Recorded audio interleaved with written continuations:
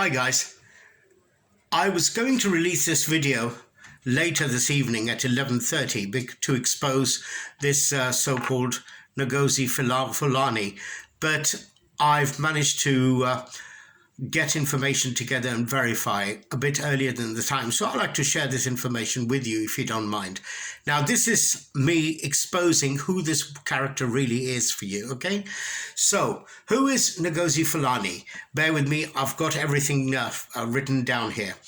Her real name is Marlene Hadley by birth, born in UK. Her father was somebody registered called Gladstone and Mildred Headley. And note, they're both West Barbadian from Barbados. So the question arises, why is she walking around looking like a West African in West African clothes, turning up at the palace in West African clothes? Barbadian, West African. Why a different identity? Question number one. Okay, question number two. She says she's a director of charities.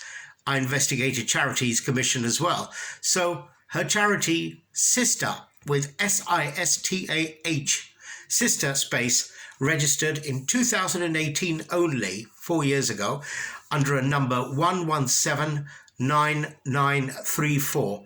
Now, she's exposed very little financial information. Charities Commission requires you to fully brief on information and activities. But on this company, sadly, there's very little information disclosed. And in the last 4 years, she's amassed from 0 to 350,000 grant. Now, work that one out, from 0 to 350,000 grant.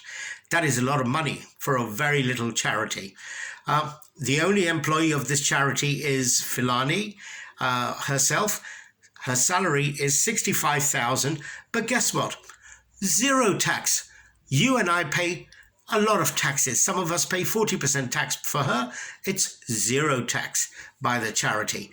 And listen to this. On top of that, 180,000 undisclosed expenses. So you can imagine how much she's earned. So 180,000 expenses plus 65,000 untaxed salary. That's a lot of money for a woman who's on charity and supposed to be providing services to battered women, wouldn't you say? Okay, so like I said, no information disclosed. And of course, all the accounts were disclosed very late from the date. So there's a question arises, what's going on? What exactly are they doing? Because bearing in mind that by their own admission, that most of the battered women that came to them, they couldn't take the case further because they were worried about battering men. Because if they were exposed to the police might hurt these men. So there aren't any cases she had to offer. So take the money, but no cases being disclosed properly. Think about that one again. Okay, and then once again, let me look at some more information on this company. Right, okay, some of the past history. Let's talk about past history.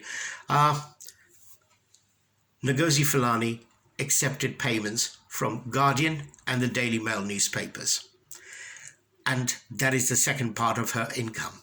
She operates a scam, and I'm saying it openly, a scam, okay? She's got a history of reporting the royal family. Yes, you heard correctly, reporting the royal family. Previously, she has reported to the about the royal families that the royal family have domestically violated Meghan. Now, the question is, how could she have done that? Not unless Meghan would have worked with her, called her up and said, right, I want you to help me with domestic violence in the royal family. Now, that's what you get for bringing a foreigner from that part of the world into your family, that even the royal family gets accused. So basically, this woman has sold her stories to the Guardian newspaper and the Daily Mail about domestic violence within the royal family. And of course, the other part she accused the royal family of was institutional racism. I believe there's a lot more to this story. like I've been saying to you all the time, that something is going on. It wasn't just wrongly timed, it is a planned strategy. Next week, Meghan comes out in Netflix and talks about all the issues with the royal family and how they're coping. And this week, this woman was planted to go in looking like a West African who's actually got mother and father who are Barbadians, from Barbados. So the question is, if she was asked where you're from, the answer would have been, my parents were from Barbados, but I was born in UK. End of question. Job done. Finished. But no, she chose not to do that. She chose to say, what's the relevance? Why would you want to know? Because it was all a planned strategy. She wanted to turn up in the most brightest, weirdest clothes and the worst of the worst type worn in villages of West Africa, when in fact she was from West Barbados. And she made sure she spoke to the right woman, Lady Susan, and then basically she knew that Lady Susan, as part of the royal dignitary conversation, she was going to say, hello, so who are you? Where have you come from? And where are you from? Naturally, because of her clothes. So she did that. And bang, there you go.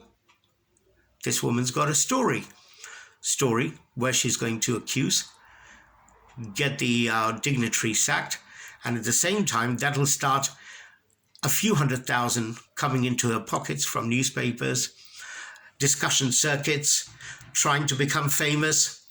I certainly suggest that the Inland Revenue needs to look into these charities, this particular charity, in terms of the revenue, in terms of expenses, proofs of expenses, and look at the taxes, because there's a scam running in this woman's organization, and she's already affecting the royal family at the highest level, and there is some kind of a link. Something's going on. Please, guys, feel free to comment. Thank you.